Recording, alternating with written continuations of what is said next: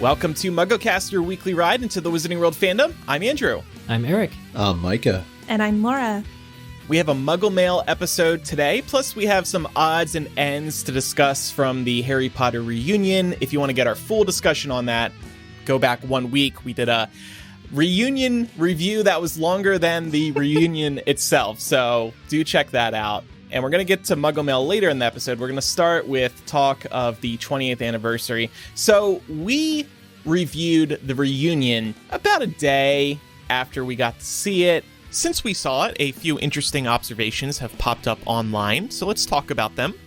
First of all, a screenwriting team shared something they noticed about the reunion on Twitter.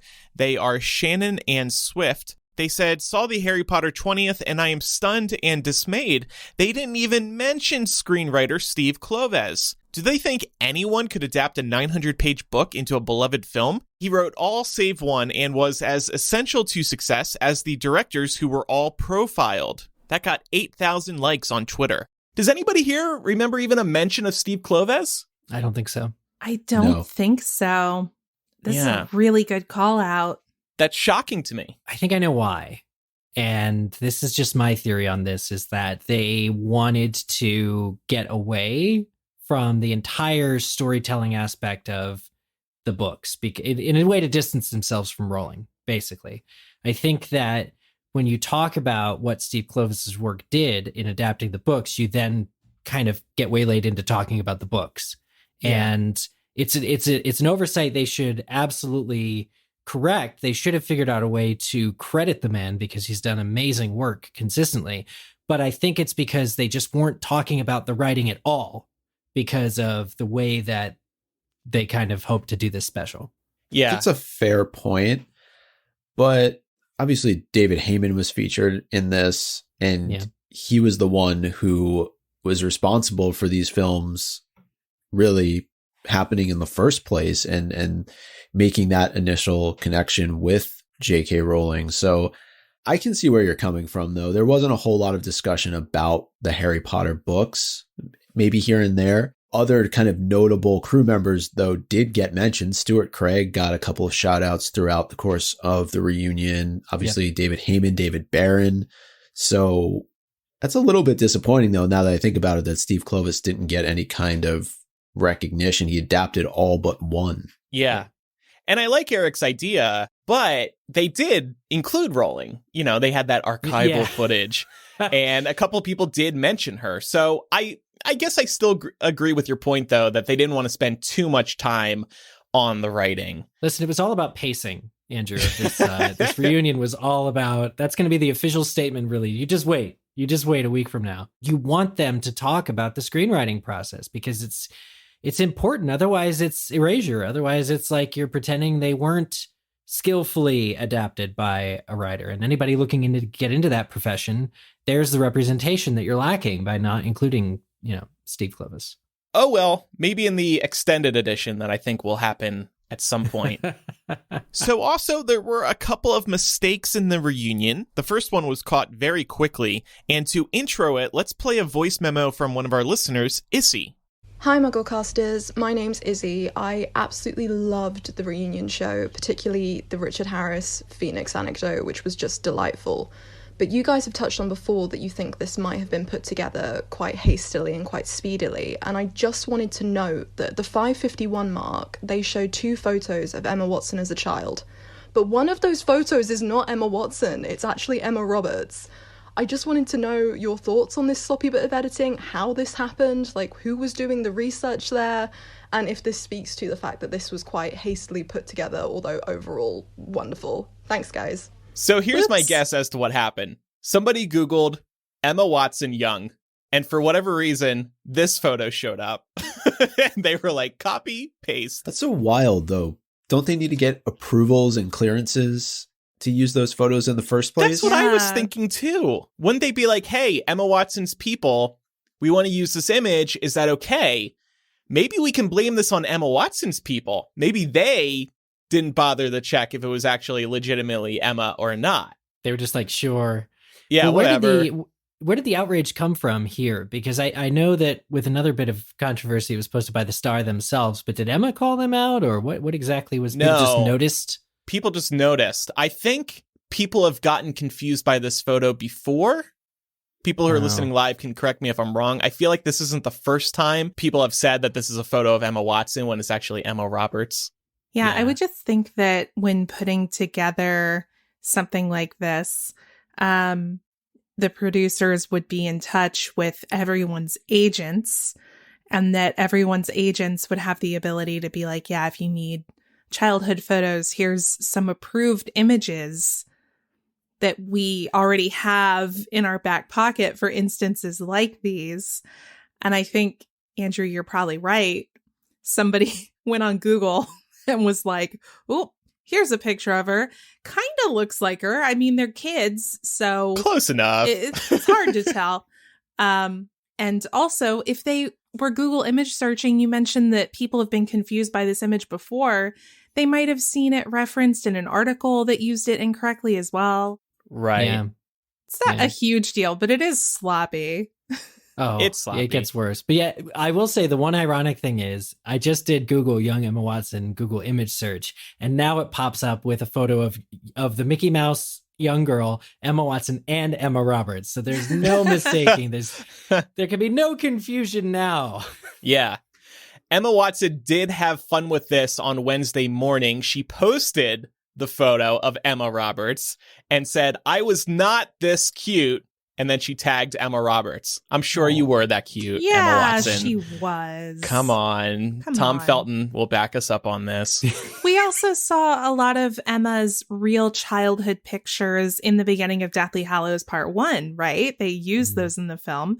Absolutely a cute child. Don't sell yourself short. So the other big mistake, I guess some might argue this was a bigger mistake, but I could see how this would happen.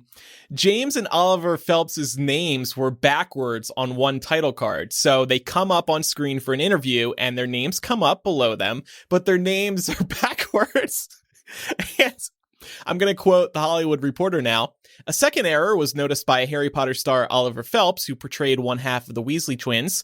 In a screen grab from the special shared on his Instagram, Phelps pointed out that he was misidentified as his twin brother James.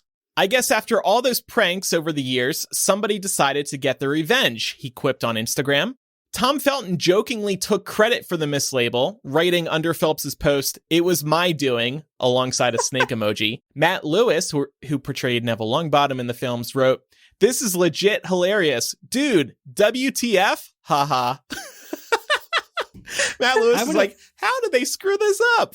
I want to point out a couple of fun things here, which first of all, the actor's taking it very lightly, right? This is wonderful. This is, Oliver's like, okay, I get it. We pulled all these pranks. It's okay. Like, you got me. Great way to not like feign outrage, but still to make the point that, come on, like Warner Brothers, if anybody's going to get them right, like, Harry Potter fans can tell them apart. Their employers should be able to tell, or at least look it up, for crying out loud. Or didn't they take a note while filming that? Like, okay, on the left is James, on the right is Oliver, or whichever order they're actually They really in. ought to put them in Weasley sweaters, like J and O. There you go. Yeah, well, all the time if they have Andrew, trouble. they probably did that, but then the person putting together the name graphics was like, wait, was it their left or my left? Right. Stage left, camera left. Yeah. And then the other thing I wanted to say was, look at these co-stars swooping in. This is amazing. This is another reunion of stars on the post about the reunion. That's the reunion we wanted to see. That's the reunion of the reunion. I only wonder what Ian Hart would think of this if we heard from him. Maybe he's the one responsible because he got 8 seconds of airtime. Oh, yeah. But what's funny about this is that I think they're easier to tell apart now than they were back when they were filming the movies. So It is a little surprising, though. I don't know. It is kind of lighthearted at the same time. It would actually be kind of funny if this was something that they included just to kind of make some extra buzz after the fact. It is a very Weasley twin thing to do, right? Yeah, it's in exactly. character. I did wonder. Maybe they screwed with them while they were filming that interview. Never know. And they gave the wrong names. But okay, I'll just admit it. I can't tell these two apart. How can everybody tell them apart? Does one of them have a mole and the other doesn't? No, one of them's got longer hair, and has that, traditional kind of cool guy look. I don't want to mess this up. But even if I can't tell them apart, people can, and their employer should. Yes, I agree with that. I guess it depends on what photos you're looking at, but some, they do have different hairstyles, and then in others they don't. Has one decided, okay, I'm going to be the long-haired dude henceforth? No, yeah, I think they have different vibes. If you're a really big fan of the Phelps twins and say you've watched a lot of interviews, you followed whatever projects they're working on over the years, there are probably just small things that you pick up on, like slight differences in facial expressions or speech patterns, just like how you would if you knew twins in real life. Right. Andrew's like, I don't know. I couldn't tell the difference between twins that I know in real life. Constantly getting duped by the twins I know all the time. I don't know any twins in real life. I don't. Okay, so this is from LiveJournal. Oliver has 2 moles on his neck, and James has a scar over his left eyebrow, as well as a chickenpox scar on his nose. So that's how you tell them apart. So needless to say, somebody who worked on this reunion might be in a little bit of hot water. Yeah, it's embarrassing. Today. And to Issy's question, does this show that this special was rushed? I would say yes. Yeah. There were a couple gaping errors that could have been resolved with another quality assurance check or two. I think these are things. Did you ever see something like these mistakes happen in the DVD special features? No. And those things can't be changed. HBO Max did fix both of these issues very quickly, so give them credit for that, I guess. But thank God this didn't go to print on 1 billion DVDs, because you can't fix that. Wow. But I'm just saying, there was never a mistake back when they were doing the DVDs and all that. They took their time to make sure everything was correct. And maybe they should have employed those people to do this special. That's because Steve Kloves fact-checked everything. Steve, can you fact-check our reunion for us? No, you didn't include me. Okay. Oh, man. Like I said, those 2 things were fixed. That's all well and good. However, in the days since our last episode, I have been in contact with people behind the scenes at the reunion, and I have a big exclusive now. This is a MuggleCast top 10 list. MuggleCast's top 10 outtakes that we don't know for sure happened during the reunion, but they totally did. Wink, wink. Okay? These totally happened. Wink, wink. Number 1. Helena ended her chat with Dan by whipping out a bottle of whiskey and tossing it into the back of the Gringotts vault. It's a little celebratory moment. That was cut. Number 2, Matt Lewis begged producers to let him talk about how hot he got over the course of filming, but they said no. I think that was mean. They should have. Yeah, but his hotness speaks for itself. Does he have to explicitly mention it? I hope they told him that. Number 3, this was really sweet. Rupert surprised Emma with a new gerbil named Scabbers. Oh. Yeah. Well, Andrew, speaking of corrections, I don't believe Emma's gerbil died. I think it was her hamster. I was wondering that, and I didn't bother to look it up. You know what? Check your facts, okay? My source was wrong. This is Fake how news. accidents happen on these things. Okay, I think the rest of these are correct. Number 4, Mark Williams brought a couple dozen rubber ducks to set, and the Weasley cast members started having a rubber duck fight on the Burrow set. That would have been cool to see. Number 5, Michael Gambon, he actually was interviewed, but he would not stop cursing because he couldn't solve the latest Wordle puzzle. That sounds about right. Number 6, Tom and Emma were caught flirting backstage, and footage shows them repeatedly exchanging their best Potter impressions. Love it. Number 7, Dan tried to push Gary through the veil for old time's sake. I thought that was mean. I can see why they cut that. Number 8, Yates spent an additional 3 hours carefully explaining why Harry and Voldemort's heads merging into one in Deathly Hallows Part 2 made perfect sense. That's because he talks like this, so soft and so slowly. Crazy that the 3-hour explanation was longer than Deathly Hallows Part 2, you know? This is a lot. Number 9, Maggie Smith showed up to set, but was in full character as the Dowager Countess from Downton Abbey, and she would not stop reciting her best lines from that show, so they had to send her home. I can see that. I recently watched that series. It was awesome. Oh, it's so good. Yeah. Oh, nice. Very good. And number 10, Rafe Fiennes did a live reading of a Voldemort Bellatrix fan fiction that he wrote, in which things get very steamy. And Laura, you saw another one. I've had it confirmed by multiple cast members that Rafe Fiennes was actually on set with all of the cast who were present, and he wouldn't stop giving people hugs and saying, "Well done," in character. It was really freaking people out. Tom Felton got a pass, though, because he already went through it once before. Went through it. Well done, Robbie. Well done, Dan. Well done, Helena. I can't believe none of these scenes that are now confirmed ever made it into the finished product. I know. Maybe in the extended edition. All right, so we have Muggle Mail to get to today, and a lot of it focuses on the reunion. People wrote in with a lot of great feedback. But first, this podcast is sponsored by BetterHelp Online Therapy. We talk about BetterHelp a lot on this show, and this month we're discussing the stigmas around mental health. For example, some people think you should wait until things are unbearable to go to therapy, but this isn't true. Therapy is a tool to utilize before things get worse, and it can help you avoid those lows. And we've been taught that mental health shouldn't be a part of normal life, but that's wrong too. We take care of our bodies with the gym, the doctor, and nutrition. We should be focusing on our minds just as much. But we don't think about that because most of us were raised thinking we don't need to take care of our brains. And I actually can speak from experience when I say therapy works wonders. A few years ago, I resisted therapy and medication, and it led me to have some full-blown panic attacks, which led to crippling daily anxiety that it would happen. Those panic attacks would happen again. And it was a really rough time for me. But if I had started taking care of myself, my mental health, in advance of hitting rock bottom, those never would have happened. So that's why we want you to check out BetterHelp. BetterHelp is customized online therapy that offers video, phone, and even live chat sessions with your therapist, so you don't have to see anyone on camera if you don't want to. It's much more affordable than in-person therapy, and you can be matched with a therapist in under 48 hours. Give it a try and see why over 2 million people have used BetterHelp online therapy.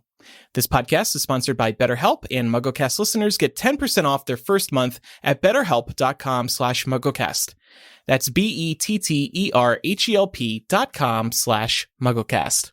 So now it's time for Muggle Mail. We pulled together a lot of feedback on the reunion, going through our social media channels. Huge shout out to Chloe, who compiled a bunch of responses for us across Facebook, Twitter, and Instagram.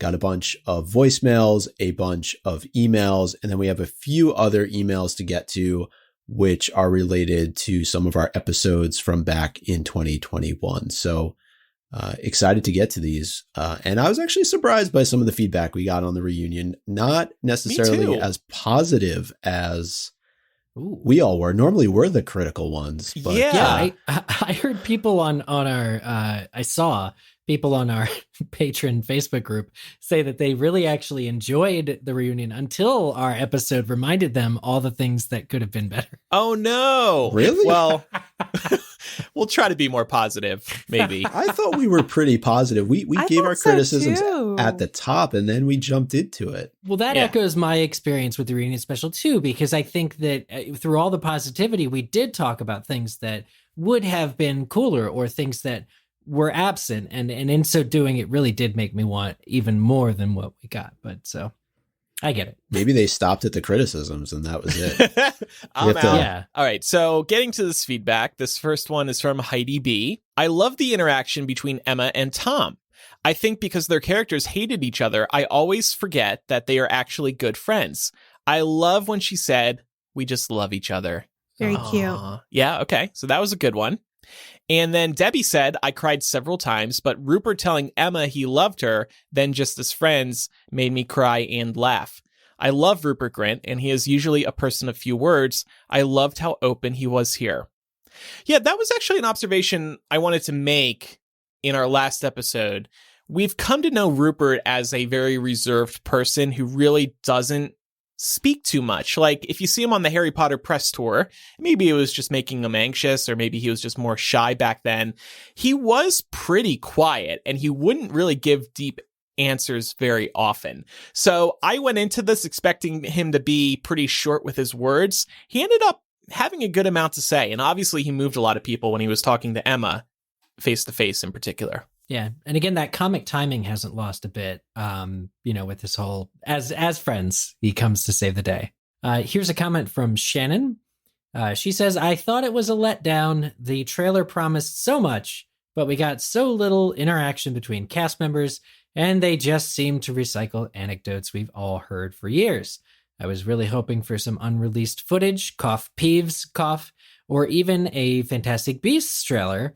I know COVID makes it hard, but would have loved to have seen larger group interactions rather than just Dan, Emma interviewing everyone. Yeah.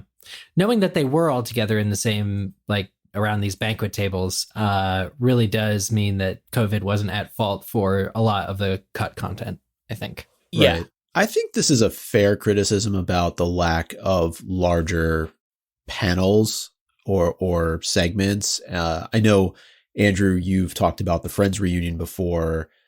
That said, I think it's easier to get a handful of people together than it is to get this. This was a huge cast. Let's not forget, to get them all to sit down to talk about a scene or a movie probably requires a little bit more effort, especially in the midst of a pandemic going on. So I definitely understand where Shannon is coming from, though.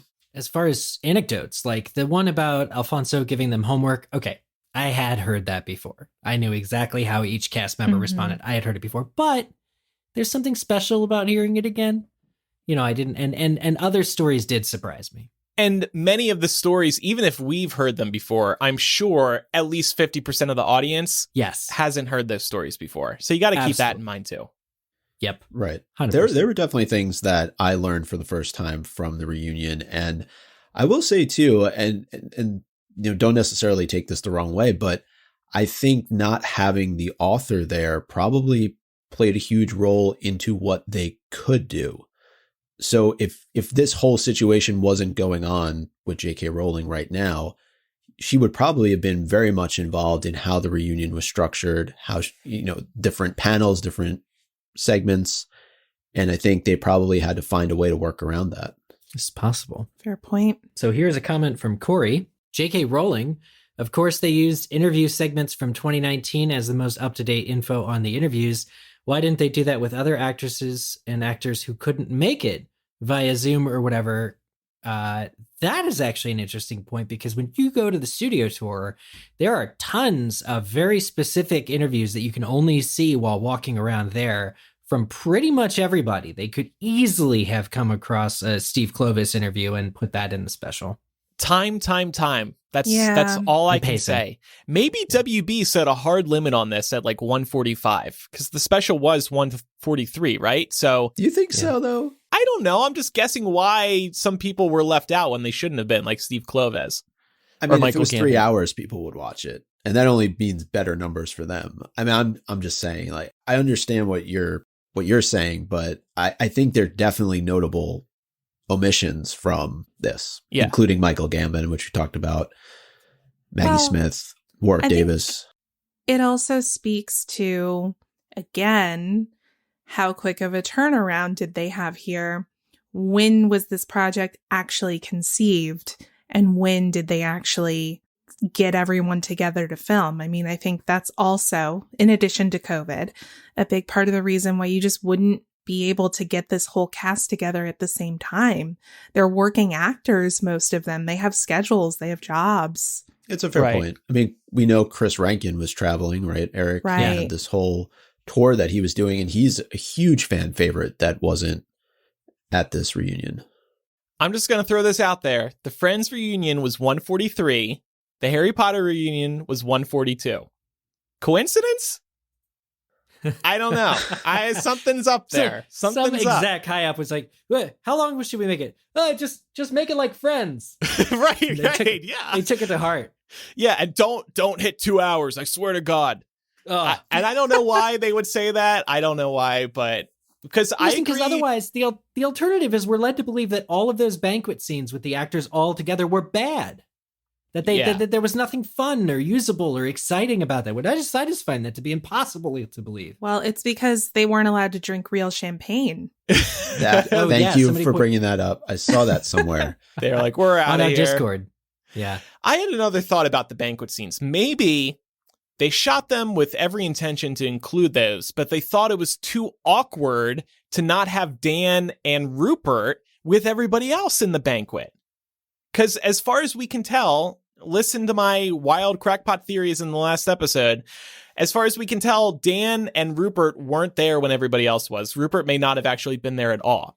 So maybe the banquet scenes were just they didn't feel it was right to run those when it's just Emma and not Dan and Rupert. They're trying to hide that Dan and Rupert weren't with the rest of them. And the banquet scenes would have put a spotlight on that. Yeah. And that's false advertising because they're in the Great Hall on the poster. That's all I'm saying. Right.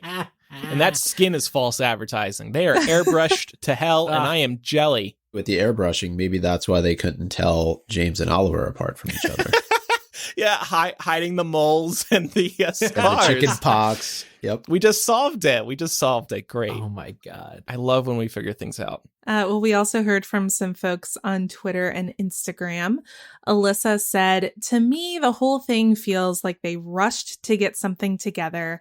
Typos, wrong photos, Rupert not being there in person, not being able to get most folks together, etc. So yeah, echoing some of those criticisms about, how early they started planning this special. Even though in the end, I think we were all happy to see something. Right? I'm happy with it. Yeah, to put a positive spin on it. I mean, I would rather the special than no special. I mean, we're squeezing 2 episodes of content out of it, so it's really great for us. And then Jillian said on Instagram, I wish it was less of a behind the scenes recap of stories that we already knew and more interactions with the actors themselves. Dan and Helena were just so much fun. I agree with this. Mm-hmm. Dan and Helena Bonham Carter just had really great chemistry. They were funny together. They were spontaneous.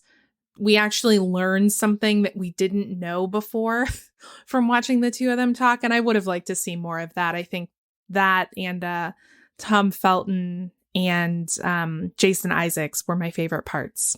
On the previous comment from Alyssa about it feeling rushed, I do think they wanted to get this out before the new Fantastic Beasts movie. But now I'm almost a little scared.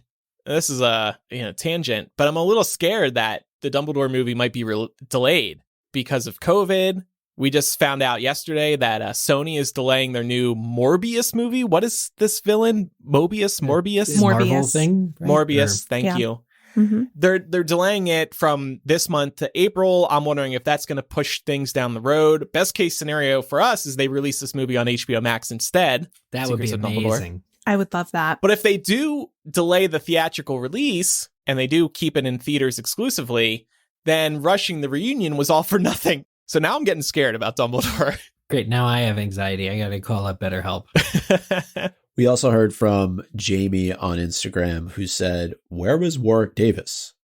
And were Dan and Rupert too busy to do the dancing intro with Emma? Anyways, otherwise, absolutely loved it.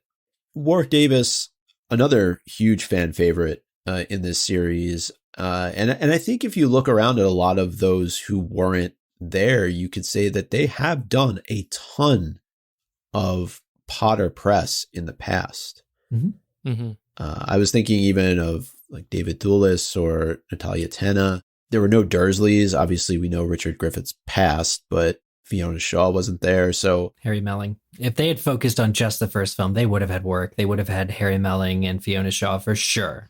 Guaranteed. David Bradley. And David Bradley, who I would love to hear from about his experience on Potter. But we have to be honest and say, we are the super fans, right? So that's the kind of detail we're looking for. But when HBO Max is putting out this kind of, probably very expensive project, they have to think about general audiences too. right? It can't Right. just be about what the Harry Potter superfans want. It has to be about what's going to land with the most people. Yeah.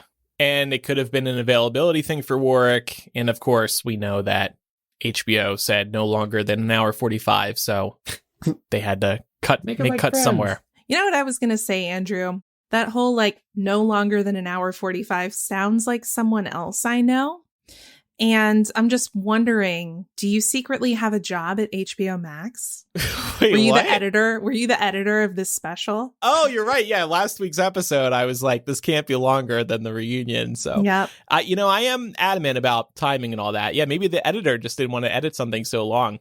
Okay, let's throw this out there too. They only shot this over Thanksgiving. They didn't have time to edit together a 3-hour special. So maybe they said, we can get an hour and 45-minute long reunion special done in a month. There you go. I just answered it. One final comment over on Instagram from Gabby, who said, I can't believe they ended it with that quote from Snape. Yeah, kind of a problematic quote, I guess. No. What do you mean? I think she just means Gabby was really moved by it. Oh, moved by it. Oh, well, we get into Snape's love for Lily and how it was kind of unhealthy. Oh, well, it's a touching quote. I mean, a lot of people, myself included, think that while sweet intentioned, the more you get into it, always doesn't really do a lot for me emotionally. Chloe is clarifying that Gabby was not moved by this. Gabby hated this, and that's why Gabby wrote about it. Wow. Okay. Yeah. Well, I guess I should stop signing some of our emails like, thanks for being a fan of the show after all this time, always. Well, if that's the signature, Andrew, that's okay, because everybody understands that changing signatures is just a pain in the butt. You can just leave it like that and it'll be totally fine. I say it on the show all the time, too. Thanks for being with us after all this time. You say it all the time? I don't say always, but I say after all this time. Yeah. Yeah. Well, that's good. No, your Dumbledore impression. Your Dumbledore impression is second to none. If Jude Law ever quits, I want you as Dumbledore. So never change. Well, to the listeners that like the after all this time always, I just want to say I stand by you. And not from the creepy angle. I just think it's very meaningful. Yeah. Speaking of Dumbledore quotes. Yes. So we have some voicemails now. And this first one is from Cassandra. Hey, MuggleCast. So I just found my way back to the Harry Potter series after taking a long break due to JKR frustration and ended up watching both Deathly Hallows Part 2 and Return to Hogwarts on New Year's Day. And let me tell you, I bawled my eyes out through both of them because they both really drive home the weight of how much the series means and just how much bigger it is than one person. And it was really cathartic seeing those emotions reflected in the 10-year journey of filming. So I love the reunion, especially understanding the directorial journey of the series.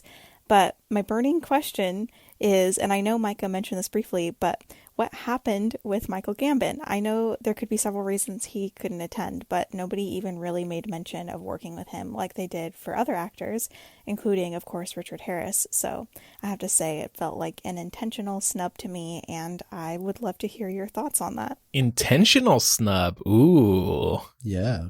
The point, obviously, that he wasn't there was brought up before, but I do really like the point she made about how Gambon isn't even really referenced. We talked about how Steve Kloves doesn't get a mention, but I don't think Michael Gambon gets a mention at all in this reunion either.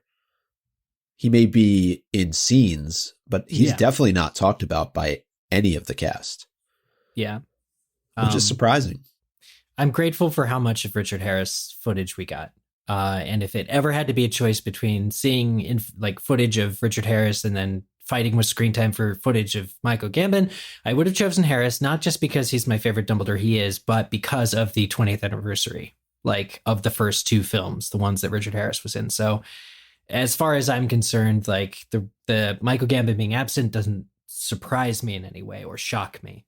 Something else worth pointing out, remembering that we are still in a pandemic, Michael Gambon is 81, and that there might have just been health considerations on his part. And here's a little more feedback from Thomas. Hey, MuggleCast, this is Thomas, way down in Alabama. I'm a Ravenclaw, 31 years old. I just wanted to say, awesome job on y'all's recap of the HBO Max reunion.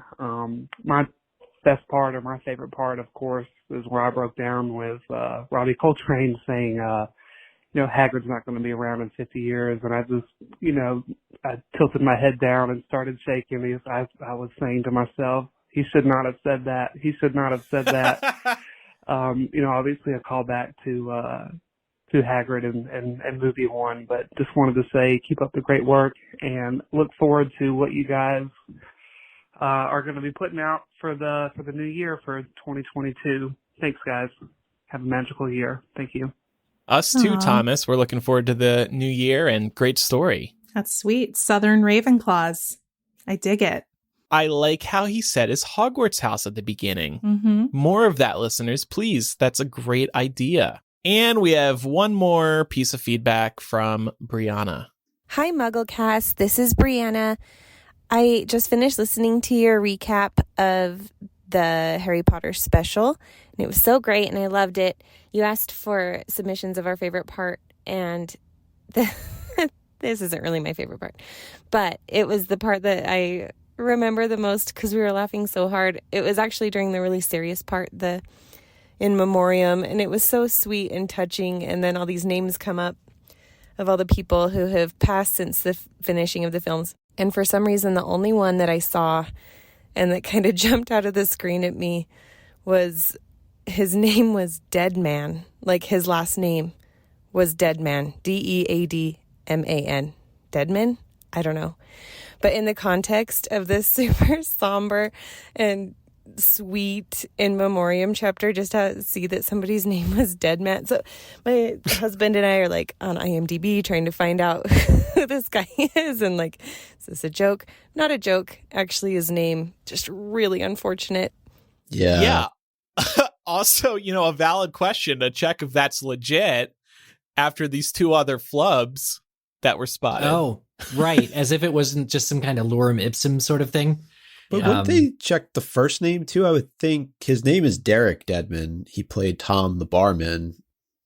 And in the only two canon appearances of Tom the barman, by the way. Yeah, and actually Screen Rant did a really nice job of pulling together all of those who were on that title card and going through and showing them from the films. So a lot of them were probably lesser known characters. And in addition, obviously, to those that they featured longer segments on. But if folks want to check that out, we can put that in the show notes. Yeah. All right. Some emails now. Joel says, longtime listener, first time emailer. I was wondering if you caught the cut in the Emma interview about Tom Felton. The timestamp for the line of Emma's that is cut is 51 minutes and 3 seconds. She says, I think really the truth of it is Tom was the one I could often be more ... vulnerable with. Watch between more and vulnerable and you can see that there is a cut. My question to you is, what do you think was cut out? It was probably an innocent misspeak on Emma's part, but I'm now dreaming of a profession of love or some admittance of a long secret relationship between Tom and Emma that happened for years during filming. What do you think? I think Laura should lead an investigation on this because she was really shipping Tom and Emma hard last week. See, I really wasn't. I feel like there was a vibe though. And a lot of definitely a vibe. A lot of people picked up on it. It's not just me. What I was saying last week is that it's their business, and whether they have a relationship or not, whether they want people to know about it or not, if it exists, is their business. See, but that's all just I'm saying that implies that you think there might be something there. And I think the ship sailed. No, I think the ship sailed at least 10 years ago. There's no chance of this. I'll bet my chemistry. Vibrating they still room got set. it. What chemistry? We barely saw them together in this reunion. Look, except for, did you not go on Twitter and see all of the slowed down HD videos that people put up of them dancing in the Great Hall? See, you are shipping it hard. You're looking at all this stuff. I was looking at the Return to Hogwarts hashtag, and like 80% of the tweets under that were about Tom and Emma. Well, you know, Twitter just keeps giving you more of what you like when you look at one thing. So that's how our algorithms work. I love messing with Laura on this. We should settle this once and for all. We should all put a call into Emma Roberts' agent and ask her what she meant and almost said. Oh, man. How crazy would it be if this somehow brought Emma Roberts and Tom Felton together? Oh, my gosh. That would be great. Tom Felton... Never mind. But no, I mean, in all seriousness, I'm pretty sure at least one of them is in a long-term committed relationship. So that's worth mentioning too. But if you picked up a vibe, you're not wrong. There was something there, whether it's like feelings of that childhood crush, you know, still, you know, being very reminiscent for people, maybe. But they're also clearly really close friends. Yeah. Maybe after this reunion, something changed. There's something there that wasn't What there. happens at Leavesden stays at Leavesden. Yeah. There you go. Or does it? We're about to find out. So, in terms of the little cut that Joel's talking about, I did watch this again before recording.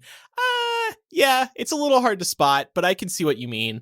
And maybe she did start waxing poetic on Tom a little more, and they thought, okay, if we keep all of this in, it might seriously mislead people. Or maybe Emma said, don't include all that. Right. I mean, I noticed a couple of cuts, and I just chucked it up to they were breaking down crying. Like maybe there was just a little bit too much sobbing, you know? Yeah.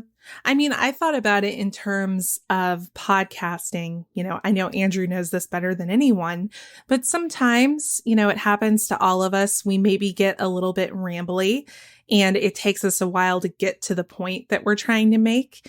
And from an editor's perspective, it can be easier to cut out parts of the conversation that don't really add anything so that you can get to the point in a much more succinct way.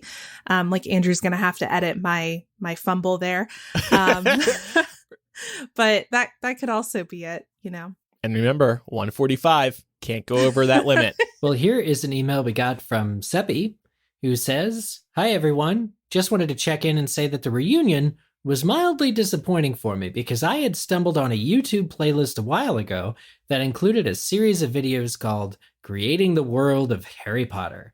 I'm not sure exactly which DVD/where it was from, or whether you guys had seen it already, but I know you had mentioned throughout the review episode that you hadn't seen some things or heard some stories before, but it was all in those videos. All that to say, I did feel a little disappointed that it was much of a rehashing. Yes, this was the Creating the World of Harry Potter was an 8-part documentary that appeared on all the extended editions of the DVDs. And it's amazing that there's a YouTube playlist of them, because I think as soon as Warner Brothers finds out, they're going to take it down. Probably. Yeah, but this is 1, 2, 3, 4, 5, 6, 7, 8, close to 9 hours of a documentary. Yep. And not a single mistake in all of it. I've only ever seen HBO Max a little bit ago had like 10-minute versions of each of these interviews or each of these segments, but it was the sheer amount of content you're getting. It's basically like that book, Film Wizardry, or Page to Screen in a video format. It's amazing. That is our discussion on the reunion. I want to reiterate that many of us did really like the reunion. I'm actually surprised at how critical our listeners have been. I guess we've raised them a certain way because we do critique. Yeah, it's our fault. Sorry, everybody. No, but there was a lot to love. I kind of want to watch it again. Yeah. Same. All right, so we do have more emails today that are unrelated to the reunion, including a interesting observation from an episode we recorded close to 5 years ago now. But first, Masterclass is back to sponsor MuggleCast in 2022, and I am so excited about this because with Masterclass, you can learn from the world's best minds anytime, anywhere, and at your own pace. I am constantly in awe at the lineup of people they have available to teach you. Shonda Rhimes teaches writing for television. Judy Blume teaches developing characters and hooking readers. Usher teaches the art of performance. Bill Nye teaches science and problem solving. Ringo Starr teaches drumming. A Beatle teaches drumming. Peace and love. And creative collaboration. And I'm really just scratching the surface here. Below some of the most well-known names are tons more incredible instructors who teach cooking, business, design, style, sports, gaming, community, and so much more. This is just an incredible resource. You can learn from all these people from the comfort of your own home on your own devices. Sometimes I watch a class whether or not I'm interested in actually applying the lessons to my own life because I just want to see how these people became who they are and see them share all of their knowledge. It is so fun and fascinating. Eric, you've been nodding this whole time. You've been loving it too, right? I love Masterclass. And like you said, the 2022 lineup is insane. It's wonderful. Yeah, you can see everybody coming up. It's really so cool. We have a great deal for you, so you can enjoy this too. Get unlimited access to every masterclass, all of them. And as a MuggleCast listener, you get 15% off an annual membership. Go to masterclass.com/MuggleCast now. That's masterclass.com/MuggleCast for 15% off Masterclass. All right, let's get to some emails. We'll start with a Harry Potter one, and then we'll move to some Fantastic Beasts ones. This first one comes from May. Hey, MuggleCast, my name is May, but you can call me Mrs. Malfoy. Oh, sorry, Emma. I am in year 7, which in America would be 6th grade. Yes, I am from England. I was thinking about this and regarding your episode on things you would have changed in Harry Potter. I think Ginny and Harry were not a good match. NGL, what does NGL mean? Not gonna lie.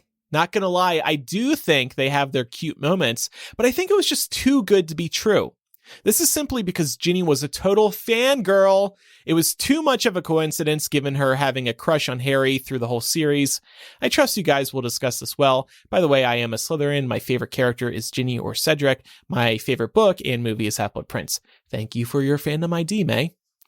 Well, that's a hot take, May. I feel like Ginny matured a lot, and I think that doesn't rule anything out. There's the schoolgirl crush, and then there's the actually bonding over having a lot in common, including their shared experiences with Voldemort, which those experiences bond you on a more reasonable adult level. And I think it's even Hermione that says, well, like Ginny did some maturing over the years. And in fact, it wasn't until after, with Hermione's help, Ginny stopped being such a fangirl and kind of got over Harry, that she then became in a position emotionally to, be a partner to him, be a romantic interest. And he had a lot of growing up to do and maturing to do as well. Something that I really like about this email from May is that they mention Ginny as a favorite character. And I feel like usually when people who are against the Harry and Ginny ship come out, it's in large part because they don't like Ginny as a character.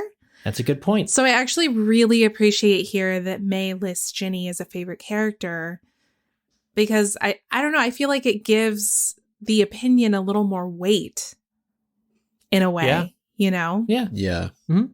And this is maybe more so from a writing standpoint, but I'm going to borrow something that Rupert said during the reunion. And I know I've said this before on the show, so he must listen to MuggleCast.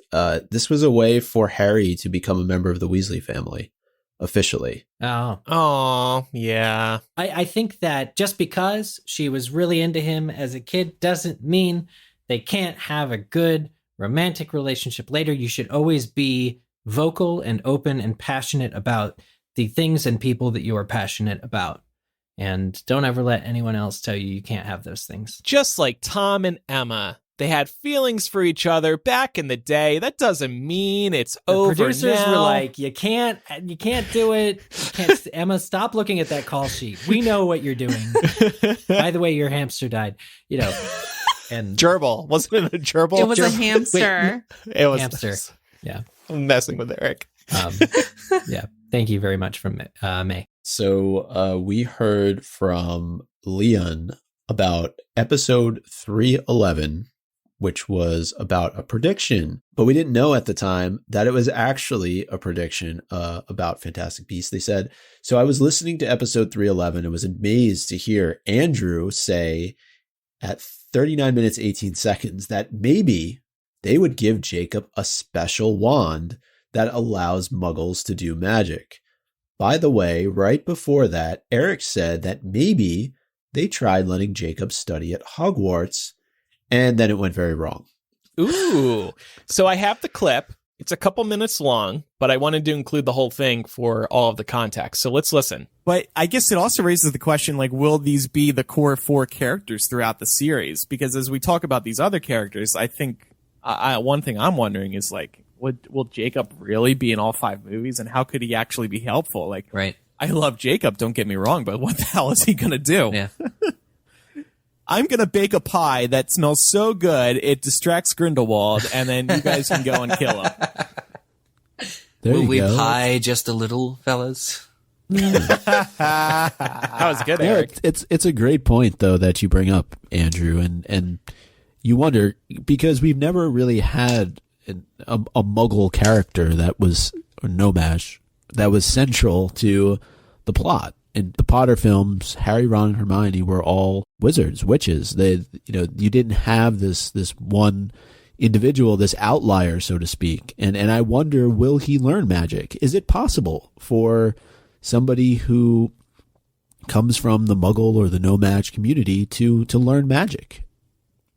Well, that would certainly rock the fandom if J.K. Rowling introduced that. I want to say no, she won't, because I think that's just, why would we never have heard about that? Yeah, she herself has said no to that possibility because of Petunia wanting to attend Hogwarts.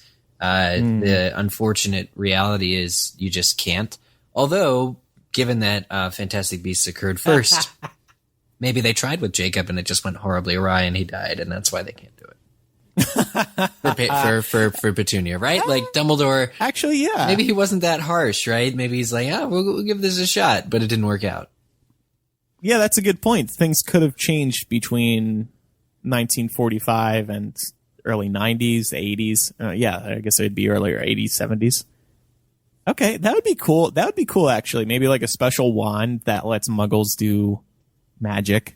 Or some form of magic. There we go. It took a while to get there, but that's a cool prediction. That was a great find, Leon. That episode was released February 2017. We're coming up on 5 years. Wow. We only have 2 movies. This next one comes from Rebecca regarding Rio in Secrets of Dumbledore. Hi, MuggleCast. I actually think Brazil is shown in the trailer because at 21 seconds, the yellow banner says Chefa Suprema, meaning supreme boss in Portuguese. And if you check out the red and white artwork of Castelo Bruxo on the Wizarding World website, the stairs and shape look just like those of the building they approach after walking through the wall at O43. Love the show. Thanks for so much that you do, Rebecca. Wow. So could they be going to Brazil? Maybe. Thank you for the research, Rebecca. Yeah, this is really well done. All right, our next email comes from Becky with an interesting theory here. Becky says, sorry I didn't get this email to you in time for your last episode of 2021, but I still just wanted to share my thoughts on Dumbledore giving Jacob the wand in the Fantastic Beasts 3 trailer. My immediate assumption is that this is the Elder Wand, and that Dumbledore was giving it to Jacob for safekeeping. So I was very surprised when no one even mentioned this as a possibility.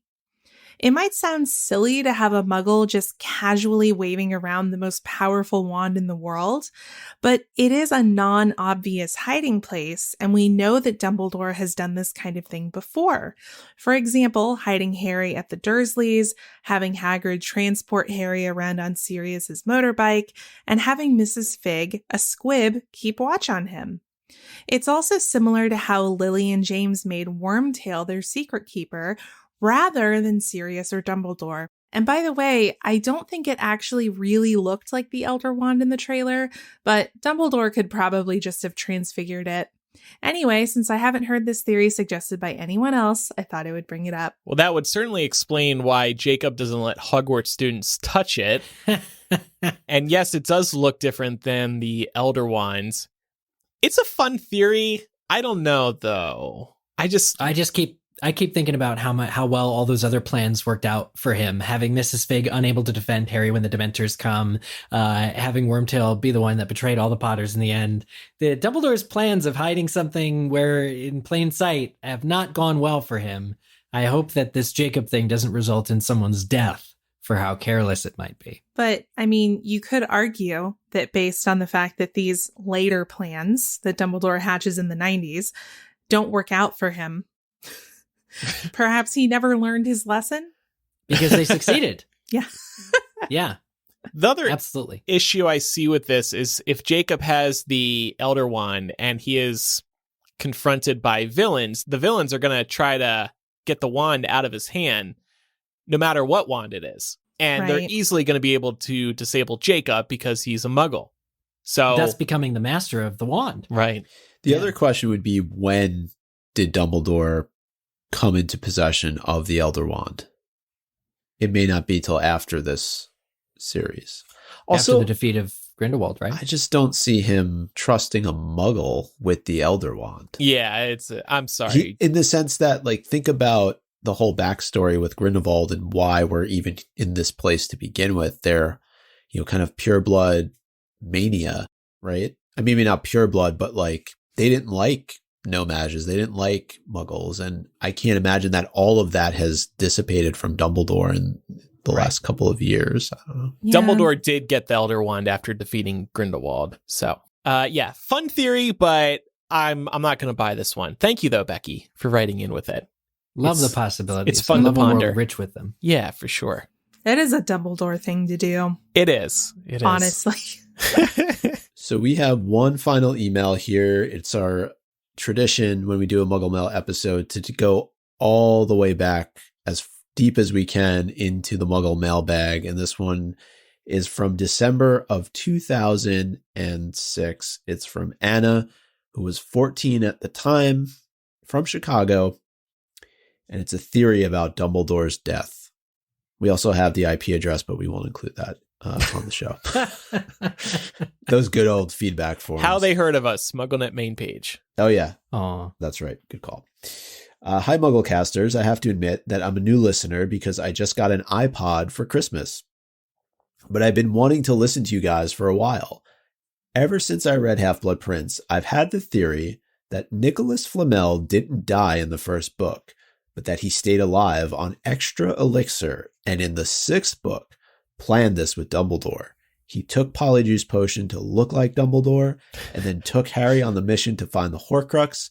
I know I may sound crazy, but that's what I am, a crazy, dedicated Harry Potter fan. I was wondering whether you guys could discuss this on one of the shows. Thanks a lot, you brighten my day. Anna, that's pronounced with a soft A. So Anna. So Anna, yeah. I'm sorry, Anna. Like the Frozen character. Written like a true 14-year-old. I know I may sound crazy, but that's because I am a crazy, dedicated Harry Potter fan. Crackpot theory. I love this, though.